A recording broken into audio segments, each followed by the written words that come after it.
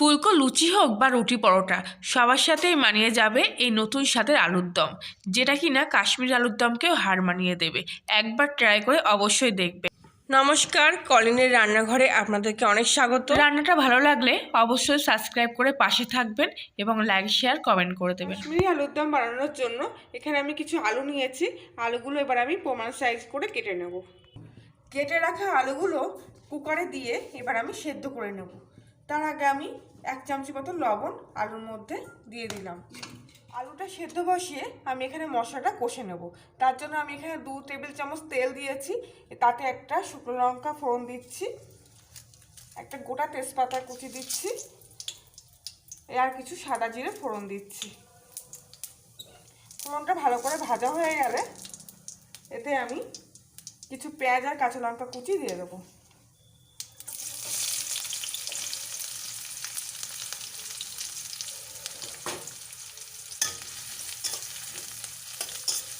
পেঁয়াজগুলো ভালো করে নাড়িয়ে চাড়িয়ে বাদামি কালার করে ভেজে নিতে হবে।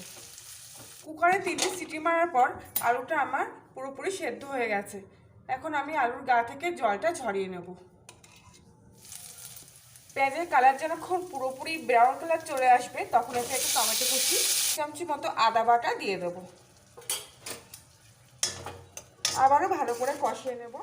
2 মিনিট ধরে মশলাটা কষানোর পর এতে আমি 1 চামচি মতো হলুদ গুঁড়ো, অল্প সামান্য লঙ্কার গুঁড়ো, আর এখানে আছে 1 চামচি মতো কাশ্মীরি লঙ্কার গুঁড়ো। আর এই মশলাটা হলো মেথি, জিরে, ধনিয়া আর জোয়ানের একটা মিশ্রিত বাটা। এটা আমি অন্য একদিন রেসিপিতে দেখিয়ে দেবো। আজকে আমি এই সব মশলাগুলো এর মধ্যে দিয়ে দিচ্ছি।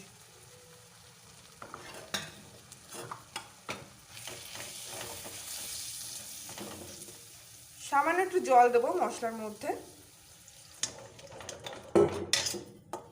ভালো করে আবারও কষিয়ে নেব।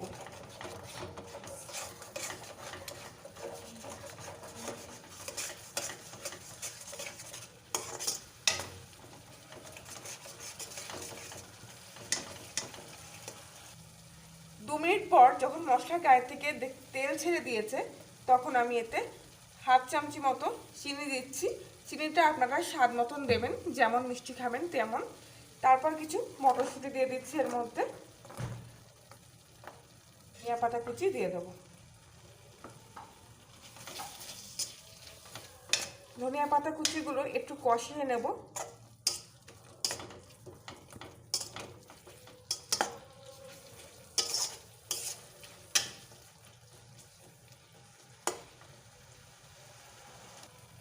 এইবার আমি কিছুক্ষণ পরে সেদ্ধ করে রাখা আলুগুলো এর মধ্যে দিয়ে দেবো।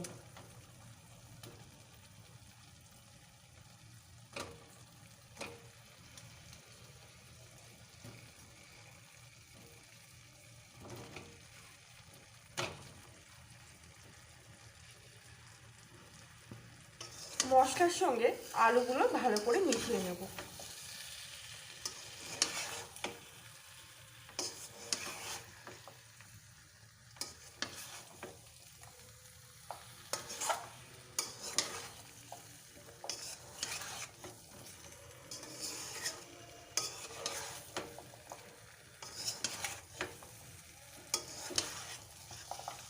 ভালো করে মশলার সাথে আলুগুলো মেশানো হয়ে গেলে অল্প সামান্য পরিমাণ জল দিয়ে দেবো।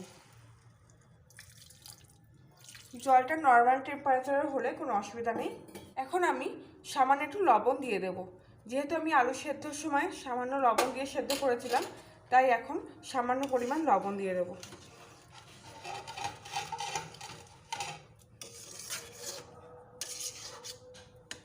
এবার আমি এটাকে 2 মিনিটের জন্য ঢাকা দিয়ে দেবো।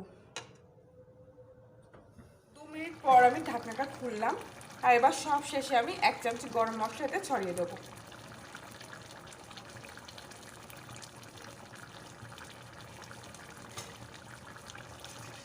আলুর দম রেসিপি কিন্তু আমার একদম সম্পূর্ণ শেষ হয়ে গেছে।